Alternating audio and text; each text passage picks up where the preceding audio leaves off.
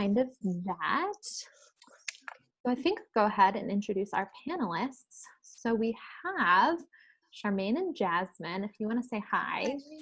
Hello. Hi, everybody. And they're representing Rapaho Community College, and I'm going to have them introduce themselves a little more in a minute. And then we have Eliza and Isabel, if you want to just say, okay. And then, let's see, Janet and Brianna, are you on? I don't think they're on yet, but if they get on, I'll do an introduction.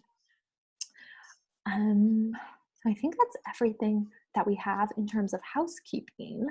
What I want to start with is just really the point of this webinar is to talk about preparing for college. But because we're in such an interesting situation where students are all at home, we have students and parents together who are both going to kind of talk about preparing for college, which I think will be super cool. So the way I've set it up is I'm going to ask questions kind of to students first, and then I'm going to have some parent questions that I'll throw out there. That way you kind of get both perspectives. So Jasmine and Isabel, as our two students, what would be awesome is if you could do just a short introduction of yourselves with like what school you go to, what year are you, what are you studying, where do you live, do you have a job, and what do you like to do for fun? And that's a lot of things, so if you forget some of those things, that's okay, but just a general introduction of who you are. Jasmine, you want to go first? Sure. Yeah. Hi, I'm Jasmine Murphy, and I go to Rapaho Community College. I am a senior at college, and I am studying nursing, and I live at home, and I do have a job at Rocky Mountain Hospital for Children, and I'm a CNA, but my job is currently on hold right now. And what I like to do for fun is like I like to hang out with my family and my friends and my boyfriend. I like to jet ski and boat and play with my dog Sugar. And then Isabel, if you would do your introduction too. Hi, my name is Isabel. I'm a junior, going to be a senior next year at UNC. I am, I'm 20 and a half years old. I am interested, my major is in healthcare, but I want to be a life coach after I graduate. I really like to hang out with my dogs and hang out with my mom and my family. And where do you live? Did you say it? Oh, yeah, I got to live in Boulder. Where do you live when you're at school? I live up in Greeley, Colorado. Do you live in the dorms or the apartments? I did live in the dorms last year, but now I'm going to live in an apartment next year. I didn't know that. That's exciting. All right. And then Charmaine and Eliza, do you want to do a brief introduction too? Because I realize it'd be kind of awkward if we go halfway through this and then I never really did your introductions. I'm this strange woman next to Jasmine. First of all, Russell, I love your office. That looks awesome. But yeah, so I'm Charmaine Murphy. I'm Jasmine's mom. Jasmine was one of the first students at Elevate, so we've seen a lot of changes through the last 3 years. But we're happy to be a part of a thing like this that allows other parents and students to hear what it takes to get into college, and if it's something that's right for you. We wish there would have been something like this for us at the time we were the ages that your children are. So I'm happy to help where I can. But thanks, Shelby, for inviting us. Thanks for being here. I too am pleased to be here. My name is Eliza Woloson. I'm Isabel's mom. We live in Boulder, and I'm really appreciative of Shelby and especially the IN initiative. I was part of the very early team with Mary Home and some of the other parents who pushed Senate Bill 196 forward, and feel really fortunate to have gone and visited all the schools in Colorado. The 3 that get funding from IN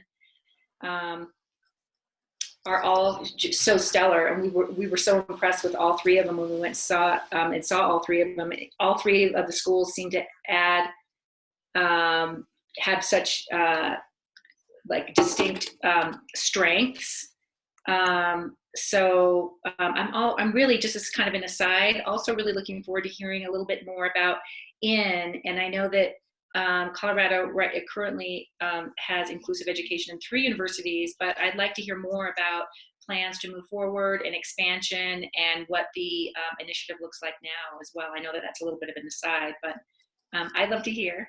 That's okay. Okay, I will take like 2 minutes, but no more than that really, to just kind of give like just a really general overview. So if you are brand new here and you're like, I don't really know what IN does or what we're talking about. So IN is a nonprofit. We were founded in 2014, really with the mission to bring inclusive higher education pathways to Colorado. A group of parents really looked around and said, there are options for students with intellectual disabilities to go to school in other states, but we don't have that in Colorado.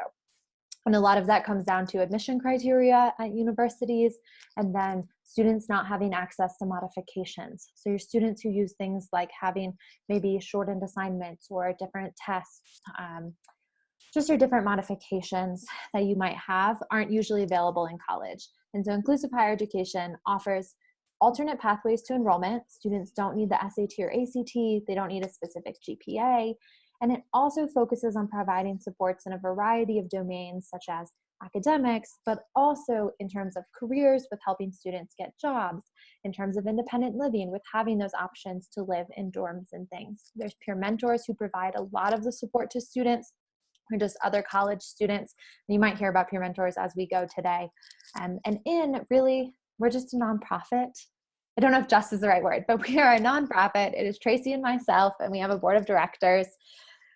We just kind of advocate for college access. My position is specific to education and outreach. Tracy, as the director, does a lot more logistics and talks about that expansion work. And so one of the things we're really excited about is really looking at another school opening their doors within the next year or 2. We've been talking to 3 different schools who all have expressed pretty active interest. Tracy, if you are wanting to jump in, you're welcome to join in on that. But that's been really exciting for us just to see that this is growing. The first year of inclusive higher education in Colorado, it was the University of Northern Colorado, Rapaho Community College, and the University of Colorado at Colorado Springs that said, yes, we're opening our doors to students with intellectual disabilities. They had 11 or 12 students that year. In this fall, there will be about 90 students enrolled across the 3 schools. So it's seen tremendous growth. It's really exciting. More and more students apply every year. I think that kind of covers the brief overview. So Shelby, you mentioned that there are 3 universities that you're in conversations with. Can you share with us what those 3 schools are? Oh, I am gonna. Tracy, I'm here. Okay, great, Tracy. So at this point, no, it's not ready to be shared necessarily, but we are actively working with 3 schools and hopeful in the fall to head back to legislation as our pilot comes to an end next year. Hopeful to head back to the legislation and see what the next steps are. And we're also looking at private funding and those things to get those schools started. So I wish I could share right now, but I assure you, as soon as I know confirmation, then we will be sharing. All right. With that, I'm going to move in to the first question for students. So for Jasmine and Isabel, we'll go with Isabel first this time. What I want to start with is just kind of talking about the importance of touring schools and just checking out different colleges. So whenever I talk to students, I always say, regardless of, what level of support you need, it should also be a school you really like. And so what I'd like to hear from you is just how you decided which school to go to. Did you tour the campus? Maybe you talked to another student. Maybe you talked to someone when you were in high school. So Isabel, you want to start just with how you picked UNC.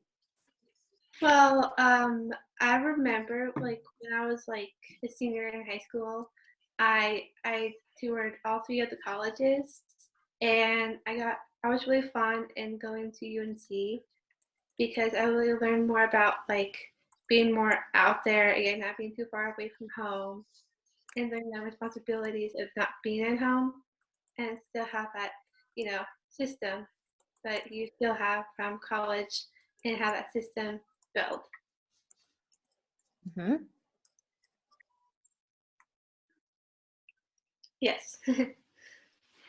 All right. How about for you, Jasmine? How did you pick Arapahoe Community College?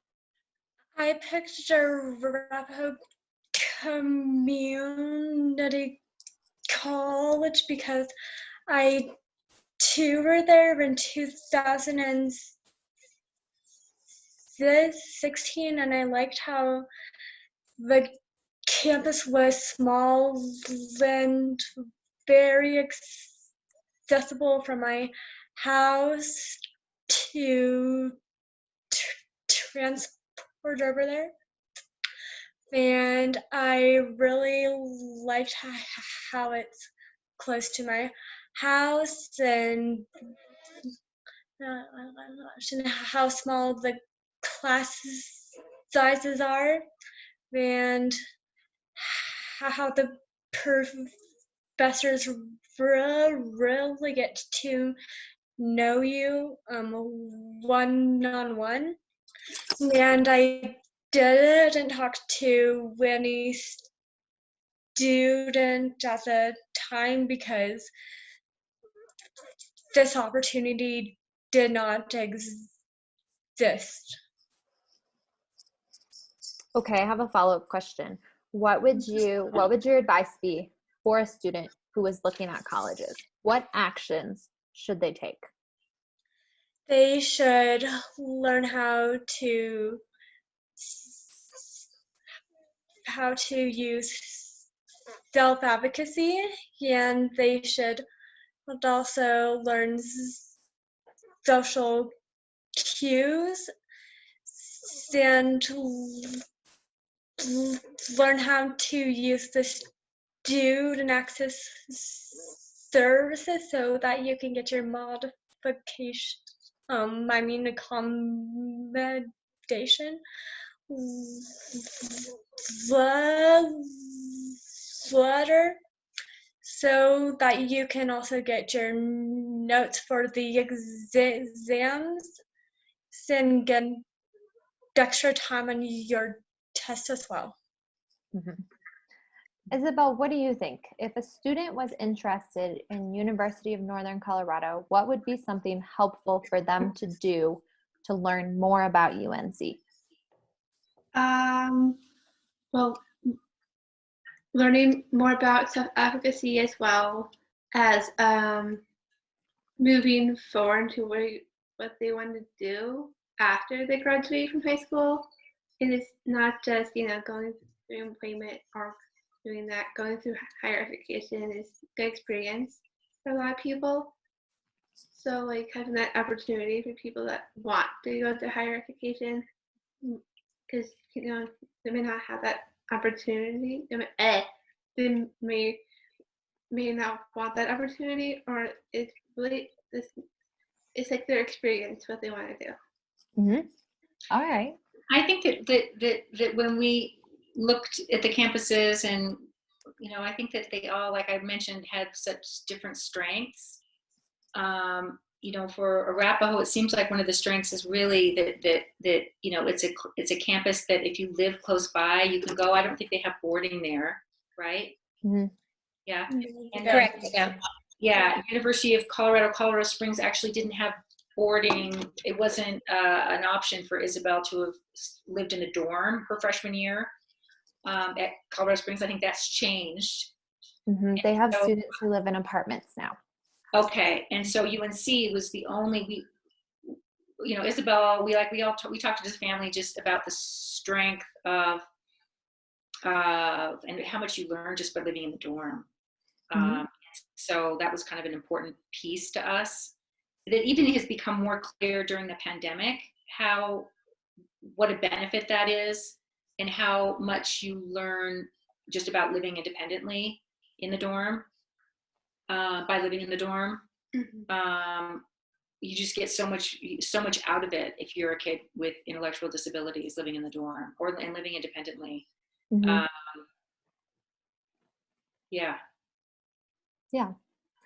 All right. Isabel, I'm going to turn it back to you with another question that's student kind of oriented. And it is, what were you most nervous about when you started college, and what helped you address your nervousness? Well, last year when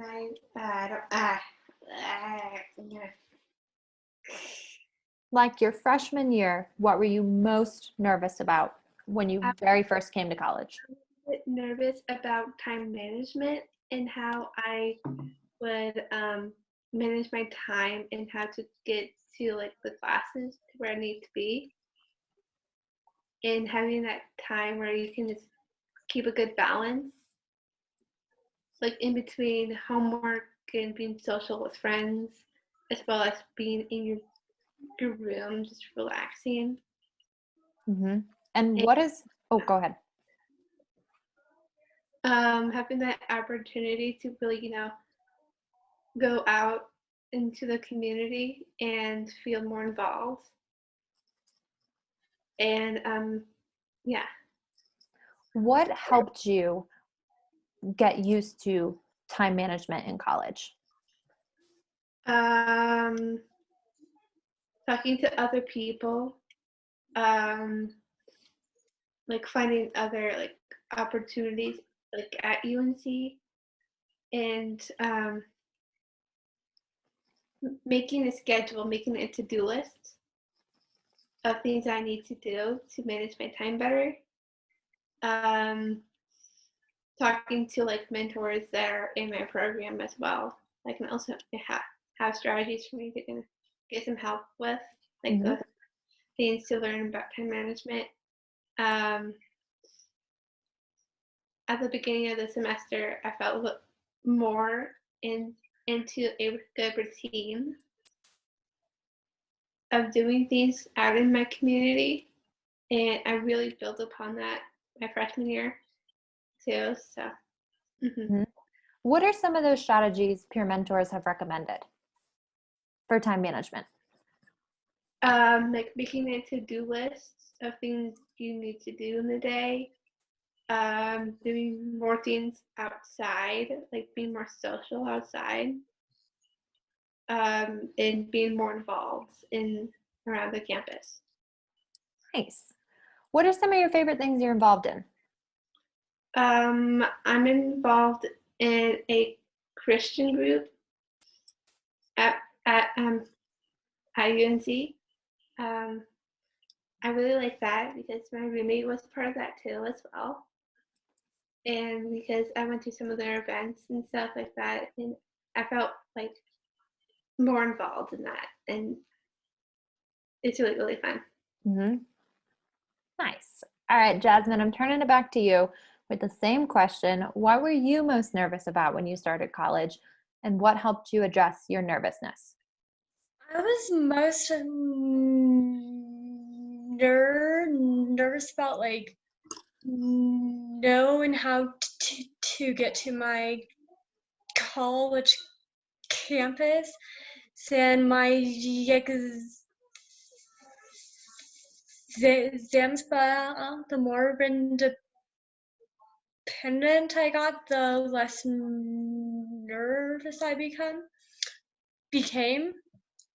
And I also learned how to use self-advocacy and time management well. And what were some of the things you did to become more independent so you weren't as nervous? Yeah, like I went to go get tutoring at school, so that helped me be more prepared for my exams. And I also created my schedule for school too, and I also learned how to manage my social time with friends as well. Mm-hmm. Yeah, I think it's cool that you both really talked about that self-advocacy and the time management, because I think those are two really, really big things that all college students really need, especially when you spend so much time studying outside of class in college, as opposed to like in high school when you're always in class. Okay, I have one more student-oriented question. So we can start with you, Jasmine, because we're on you right now. What can high school teachers do to help students with disabilities prepare for college? My thing is that they should learn how to self-advocate for themselves, and also learn how to manage time, such as homework, exams, and social time, and learn social skills like cues from the professor and other students around them and peers. What do you think would help a student learn more self-advocacy? What could they do in high school to practice that? I think that they should ask for help if they need help preparing for their homework assignments and exams, and ask the professor what they think that they should do to prepare for homework. And I think that they should also learn how to study for the exams independently, and then get help by your peer for that. And what else? That's good. Yeah, I think that's great, because really when you go to college, everything that you get, you really do have to ask for, I think, in terms of some of that support. Even when there's staff working with you, you really have to kind of ask for what exactly you need. All right, so for Isabel, for you, what do you think? What is one thing high school teachers can do to help students with disabilities prepare for college? Well, to learn more about advocacy, as well as good leaderships, good independent skills, like living on their own. Because when I was in high school, I'd kind of like build upon those skills and then learn those skills when I go off to college. Like having those like good like strategies and learn what it takes to be more independent. Like transportation. Like transportation and stuff like that. And learning how to get to places on time and how to turn in assignments in on time as well. Yeah, so tell me about some of the things you did in high school that helped you with that, with like learning transportation or some of those other skills you mentioned. Well, within the program that I was at when I was in high school, I learned a little bit about like transportation and life skills. How to get to places, like going to the grocery store, going to like little trips with friends, managing money also is really, really important too. And having those skills to learn in high school is like important to maybe learn, because so you feel a little more independent and ready when you go into college and have those skills and turn those skills into action. I think that's great. Okay, so what I'm going to do is I'm going to say if someone has a question, for our 2 students on. If you want to put it in the chat box, I'm going to switch it over to the parents, and then we'll come back and ask some more questions. But I want you both to know you got a compliment. It says, "Thank you so much. I am a high school teacher, and this is so helpful." So rock on. So I'm going to switch it over to Eliza and Charmaine. So whichever one of you wants to go first. The first question I have is, what fears did you have about your child starting college? How did you address these fears? Charmaine, Go ahead, when- Eliza. okay. Okay, I'm going to call on you then. I'm happy to go. So my fears were really kind of actually, a lot of it was really directed by Isabel. You know, we talked about her concerns about getting around the campus and finding her classes. So that was kind of a concern. You know, the dorm and managing her time. You know, she did a lot of that in high school. I wasn't really that worried about, I knew she could kind of figure that out. She was always wanting to go on campus, like, you know, like a day or so before, so she could go with her mentor around and make sure she knew where all her classes were. I guess I was kind of concerned. My biggest concern was probably that she wasn't going to be getting the support that she really needed. But knowing that there's really like one mentor person that she can call on, that she has the number in her phone if anything happens, that she can call on them. And there's also like a second tier person. That was always, you know, brought me comfort knowing that there was that person. For her roommates, you know, I liked meeting her roommates. I didn't have any concerns at all about any of her roommates. They were all so sweet, and the parents were really supportive, and we were all so exciting. I mean, I think for a lot of parents, this is such new, uncharted territory that a lot of us are really paving the way for future students and parents. So while, you know, we all wish that it was just perfect and everything was worked out, and, you know, I think that it actually makes a lot of sense that the couple parents and students that were all involved at the beginning stages are just really supportive and really encouraging, and there's a lot really like good healthy feedback loops to the university and to and to other parents and administration, and what's working and what's not working, because, you know, nothing is perfect. And I think that all the universities really kind of know that, and that's a good place to start. And knowing that it's really a team effort in, you know, tweaking what's working, what's not working, how can we always be better, and how we can continue to grow to be more, you know, in line with what is really needed by the students coming into the program. Mm-hmm. Well, my biggest fear was sending her off for the first time. At the time, as Jasmine mentioned, this program didn't exist, so we were one of the first ones. And I'm sending her into this abyss, and I really don't know what to expect, and not really sure what kind of support that she would have. I've heard the word self-advocacy so many times, but that is like the most critical part of this, is that your child really needs to be able to advocate for themselves, because different from high school, this college program is all about the student, and the parents really take a step back from that education program, and the students really take the lead. And so my concern was, could Jasmine do that? Could she self-advocate? And, you know, when she does, what kind of support will she have at school? Because me as a parent at home can only support a very limited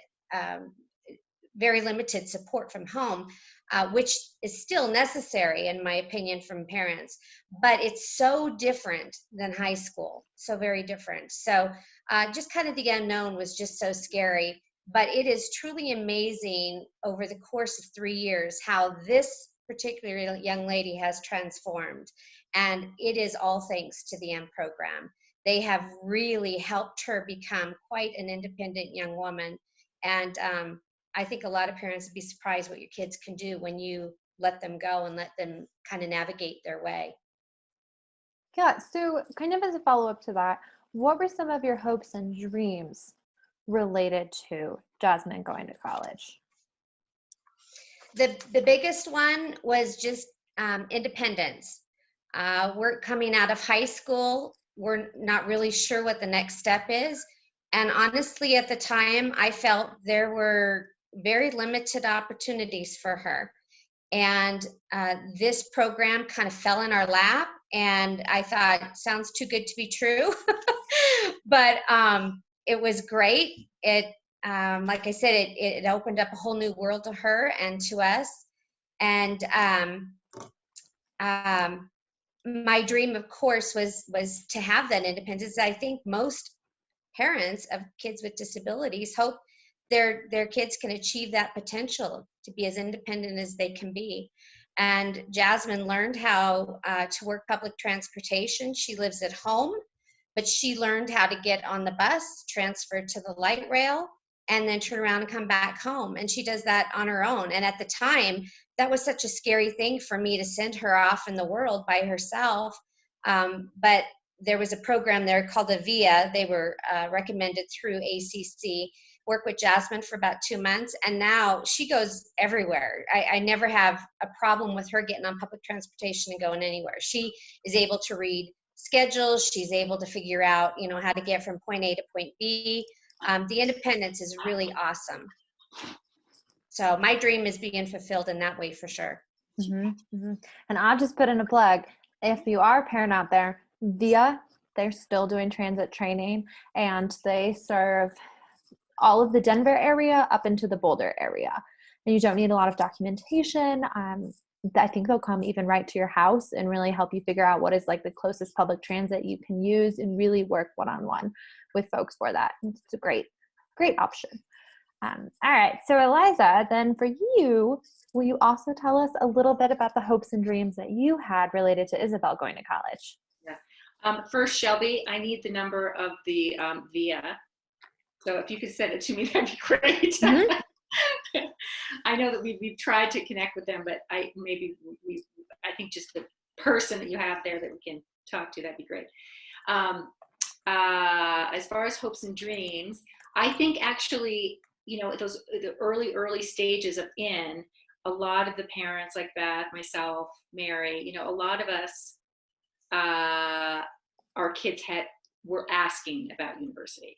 They wanted to go university. They wanted to continue to learn and go to university like all their friends were going, and to have that opportunity. So that was really what drove us all to move it forward.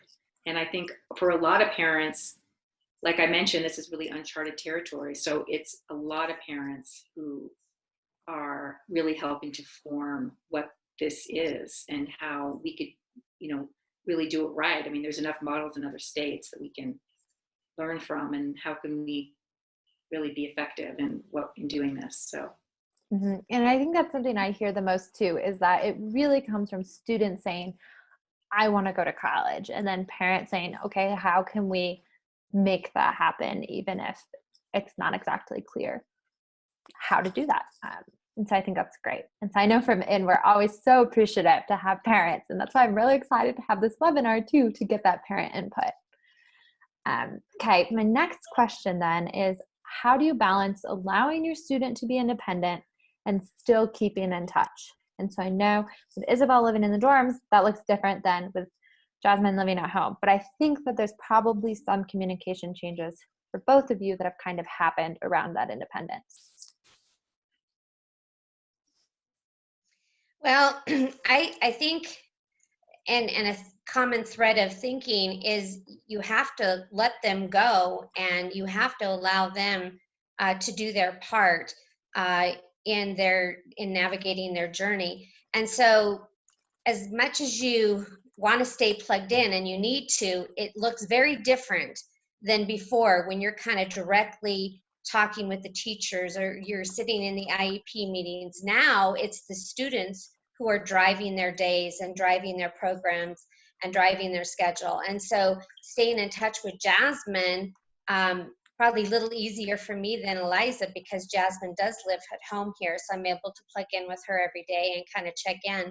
But what I also find is that I'm not meeting with the staff. I'm not sitting in the meetings and designing her programs. She's the one doing that. So it's kind of incumbent upon her to communicate with me because sometimes I don't know the questions to ask her. And she's always really good about keeping me informed. And through the 3 years we've been a part of Elevate, she has learned to problem solve on her own.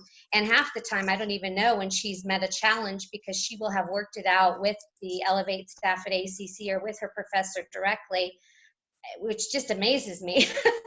But it's just wonderful in that, again, progression toward independence.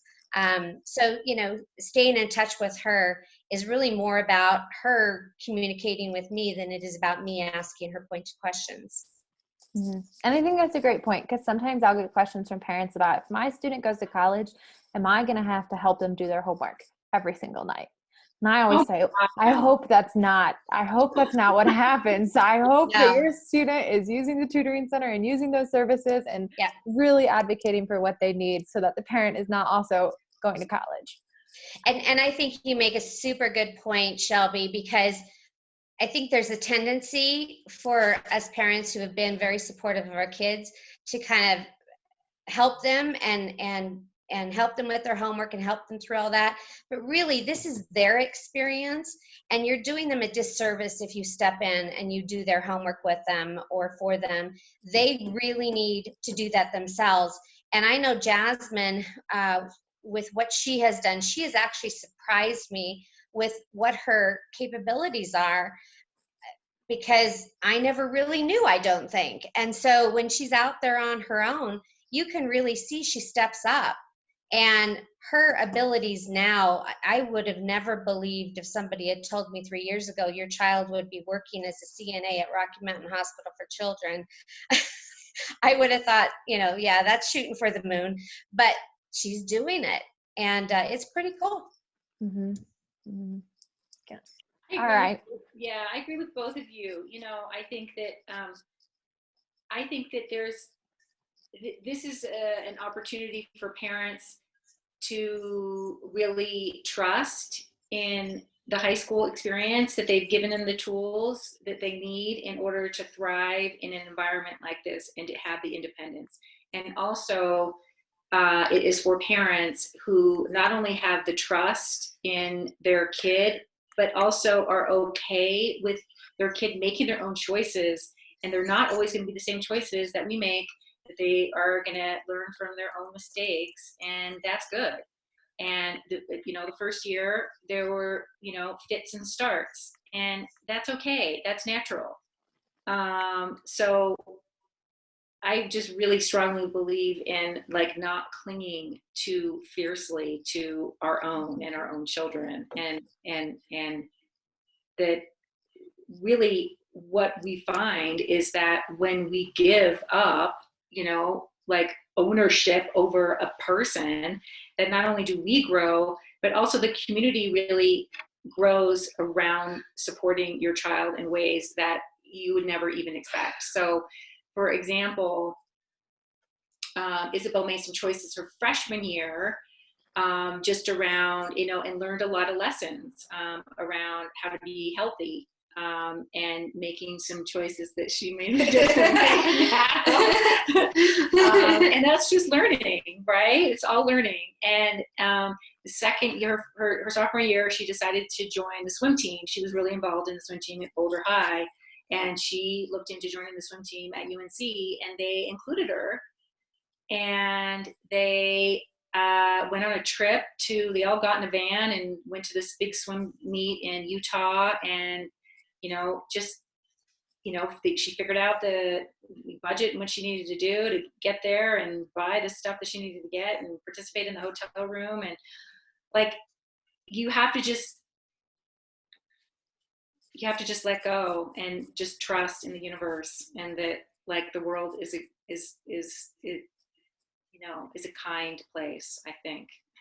And to build on that, Eliza, too, I think Jasmine's got 2 siblings, and they're typical kids, and those girls make their own mistakes too. And I think our kids deserve the opportunity to make mistakes and learn for that as well. And I think that's fine. Jasmine's out there, she's making decisions, and she won't always make the best decision, but she'll learn from that. And I think it's important we allow them to do that. Mhm. All right, so I'm going to go with an audience question now. And I think any of you four could answer this one.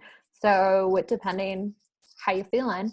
And then I have some student-specific questions from the audience. So if you're in the audience and you have more questions, pop them in that chat box. But here is the question. How has DVR, or the Department of Vocational Rehabilitation, helped you, if at all, through this process?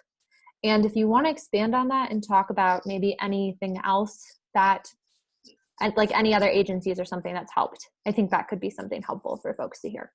Oh my goodness. Okay, I'd like to jump in right now. DVR for us in our experience has been nothing but a nightmare. That's just our personal experience. Because we're from Boulder and DVR services need to be, if we're living in Boulder, we get Boulder Longmont services.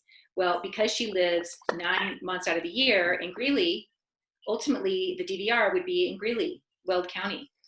And the amount of time that it takes to transfer her case, it's not worth any of the amount of time for me, for the staff at UNC, for such little. I feel like as far as vocational resources, I feel like UNC really has taken on so much of that already that I feel like working with them on next steps and opportunities for her and goal setting as a team is a lot more effective for us. I don't know how other people are doing it. I think it would be a lot different if she was going to school at Boulder. I think we would use DVR if she was at Boulder. But that is the number one biggest problem for us that we have found, being from Boulder and her going to school in Greeley. Well, and I'll talk a little bit, and you can add what you'd like, Jazz. We have worked with DVR in a couple of different ways, and I'm trying to say this tactfully. We have not had the best experience with DVR, but I have to come a little bit to their defense for a couple of reasons. I think our students are something new to them, and I will give them a lot of credit for this last year, putting in a lot of time, and they're adding staff to work with the folks at ACC anyway, to do things that really are beneficial to our kids. So they have not really been prepared for that up to this point. So we have not had the best experience, but I think that's part of the reason why, is that they really weren't prepared for that. And I think they are preparing, and they are putting resources behind that now.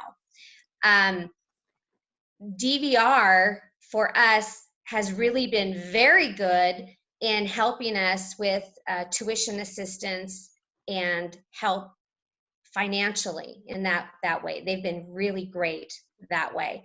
So we've had both positive and negative experiences with them. My hope is that because of the bad experiences we've had with them, that future students will benefit from that, because I think a lot is being worked out now, and we're kind of the guinea pigs, I think. So, I have a question for you. So do you, she's getting DVR services in the city or county in which she's going to school as well. You're living and she's going to school and you're getting DVR services, and it's all an inclusive town, No. right? City? No? No. And I'm not really sure how all that works, because we live in Douglas County, and DVR is not in Douglas County where we've been working, but we've had coaches that have come to Douglas County to work with us. So I'm not really sure behind the scenes how all that works, but we've had DVR folks work with us on a coaching level for employment, as well as assistance at ACC for the academic piece. And I think everything that you both kind of touched on are very, very true things. It looks very different kind of depending on the family, what that looks like. We know some families may have financial resources from DVR, and that really, I think, somewhat comes down to is your job goal in alignment with going to college? And I think this could turn into a very long DVR conversation. So you've got Shelby, two questions. Yes. Shelby, it's Tracy. I just Yes. wanted to jump in here from an in perspective. So we've heard all of the concerns from all three schools and the inconsistencies with DVR support from office to office to county. And we've been working really hard over the past year. We've brought in this at the state level DVR to try to create some consistency, some education for the DVR counselors. It's brand new to them too. And so it requires training, and it requires us developing a plan with them of how they could support inclusive higher ed. So we are in the works of that, and we are hopeful that soon we'll be able to sort of release a more consistent method in which they can support our students. I think that that's so smart that you're working on that, because, it's the funding of DVR, ultimately that really can be, or could be a service that is provided by the university with the support of DVR. Is that what ultimately? Exactly. Yeah. Yes, exactly. So if there's a consolidation of services, so if the funding, rather than going to individuals, is going to the school, that seems to make be the most organic way to do it, because they're there at the university anyway. But is that something that is being? That actually is exactly what we're working on to a T. So yeah. So it's moved pretty far, and things at the state level take a little longer than we like them to take. So, but we're working hard on it. That's great. Way to go. That'll be really, really helpful for future students and parents, and frankly the system. In the end, it's going to be a lot more effective use of resources for the system. Yeah, and I don't know what the other two colleges are doing at this point, but I know ACC is spending quite a bit of time working with DVR, and they meet on a regular basis, and they really are putting a lot of effort behind it. And I do think it'll be a very positive thing for everyone in the future. Yeah, I agree. Good way to go. So what I would say in summary for this DVR kind of piece is, if you are on here and you are a teacher, or maybe you have a student who's in high school or even younger, keep your eye out kind of for those things, and don't be afraid to ask, like, where are things with DVR? Don't be afraid to apply, have conversations with DVR. They can do lots of other great things too, like some of that job coaching even before you go to college. So there's lots of different options. And then I'm going to put in a plug real fast for Medicaid waivers. If you have a student who is using a Medicaid waiver, you can also use those in college. If you're like, I don't know what that is, I can answer that another time about Medicaid waivers. But if you're more familiar with Medicaid and things, then just know some of those options continue to be available in college as well. It is not, if you go to college, you can't access these services. You can access a lot of the same services, whether you're not in college or not. But I've got some exciting questions for the students. So Isabel and Jasmine, I'm turning it back to you. The first one is, what has been your biggest success so far in college? Getting your certificate. Sure. Yeah, like mine has been getting my CNA certification, and soon I will have earned my second certificate at school for the higher education certificate. Mm-hmm. Yeah, I guess I'll just add on to that. I mean, it's quite a success, because her CNA class, we talk about supporting your kids. Her CNA class at school was something that was all done in the classroom. There was no way I could help at all. So she had to do everything herself. And I thought that was interesting going into it. I wondered how it would end up, but she did great. She passed the class. She went on to take the state test, which every typical person has to take in order to be state certified. She failed that test the first time. She went back, persevered, studied, and the second time she passed. So that was a huge success that ACC led her to. Mm-hmm.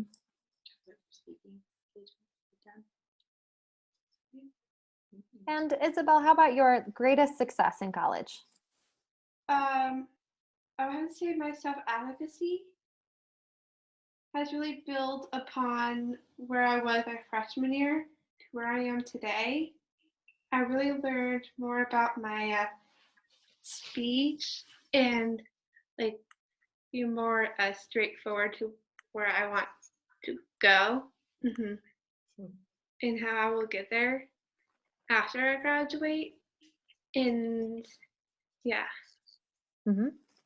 I think she might be also like talking about how she's been given opportunities to speak about the program outside of the campus with some of the peer mentors, right? Mm-hmm. Yeah.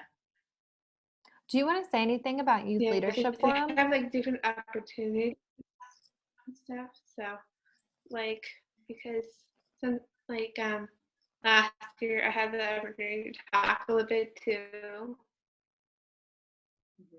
about like go a little bit and get out of my comfort zone a little bit and talk a little bit more about my experiences in college and doing things around that. The best backgrounds, the nature backgrounds. Oh, Shelby, you were frozen in time. Oh, you're on mute. Now you're mute. There we go. That was one of the scariest things that's happened to me. It just was like, everything's gone. Okay, I'm so sorry. Ooh, I'm glad you're all still here. Isabel, I had another question for you from someone, which was, what was helpful in preparing to live in the dorms? It was really helpful for me when I got into the dorm, because the first 2 years I lived in like one dorm, like my first 2 years, and then after the first 2 years it kind of like went out a little bit and came back to my dorm again, and because like I felt comfortable, but then I kind of feel like I wanted to go, but then I feel like I wanted to stay back there because I knew that most of my friends were in my dorm. Yeah, so her freshman year she was in a dorm that and then the second year she was in the same dorm. And actually, I mean, Isabel's the type of person who really likes routine, and so that was really nice for her to go and return to that same dorm and have a lot of the similar. Would you say that? Oh, I know. Hey, we're in here, honey. Sorry. Yeah. Okay. All right. And then, so we have just a couple more minutes. Anything any of you want to add as just a final note on just the topic of preparing for college? Maybe if you had like one takeaway. You know, I'll say, and we heard a couple of words several times, and I think there is definitely a takeaway. Julie Hensley, I think you're the high school teacher. Boy, I'll tell you what, if there were a couple takeaways from this, I would say the two most important things are students learning how to self-advocate and time management. When you're preparing to do college, I think those are the two things that they would so benefit from in high school, to really nail those things down, to be a part of, their planning, homework planning, their social time planning, whatever they have going on in high school themselves, and then talking directly themselves to teachers, being part of those IEP meetings, self-advocating all the way. Those are just so important, because once they head off to college, they don't have the parents standing behind them. They really are doing that stuff themselves. Do you have anything to add to that?